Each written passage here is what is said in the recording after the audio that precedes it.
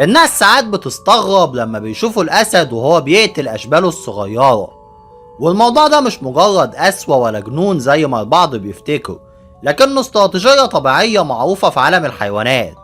فلما الأسد الجديد بيسيطر على القطيع، أول حاجة بيعملها إن هو بيتخلص من الصغار اللي مش من نسله، لأن وجودهم بيخلي الإناث مش جاهزين للتزاوج لفترة طويلة، وبكده بيضمن إن الإناث بتدخل بسرعة في دورة التكاثر من جديد، وبيبدأ هو في إنجاب أشباله الخاصة وبينشر جيناته.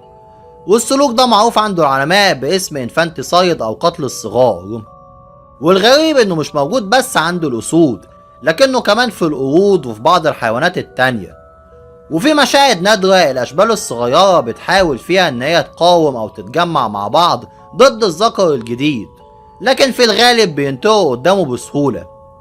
والأغرب إن الإناث نفسها ساعات بتستسلم وما تحاولش تدافع عن ولادها، لأن هي بتبقى عارفة إن مقاومتها ممكن تكلفها حياتها، وساعتها بتختار إن هي تعيش وتقبل بالقانون القاسي للغابة.